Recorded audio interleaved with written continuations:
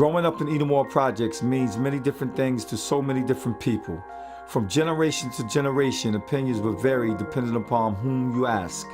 One person's depiction, no matter how vivid, cannot be entirely accurate, nor can another person's recollection be completely inaccurate. One undisputable fact that most residents will agree upon is this: living in Edenwald by no means was or is a charmed existence. No matter how pleasurable or memorable one's childhood was, reality bit just often enough to remind you exactly where you were. Life inside these confines is and always will be a challenge, to say the least. Like anywhere else, Edenwald has more than its fair share of highs and lows, with one major exception.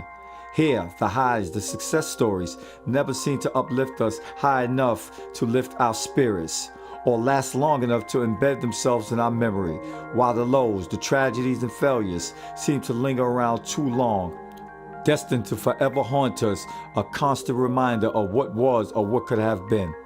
Much has been written and said about Edenwald and its residents. More often than not, we've been portrayed in a negative light. Is this a combination of every negative incident that ever occurred in Edenwald from decades ago to the present? Or can we attribute this stigma to the way we puff out our chests when we announce to the world, "I'm from Edenwald"? Is this pride falsely mistaken for glorification? Fact or fiction? Perception versus reality? Who we are, what we are, and how we live in Edenwald is a matter of great debate for outsiders. The rumor mill continues to swirl. Edenwald has been labeled or called many things, most of which aren't pleasant at all. Yet no one has ever taken the time to ask us about us.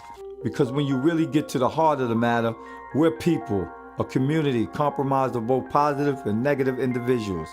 As human beings, we have hopes, dreams, aspirations, and fears for not only our community, but our children as well.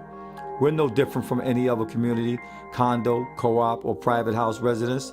So although we've been branded by a few heinous acts and referred to by some despicable names, only one name comes to mind when I think about Edenwald, and that's home.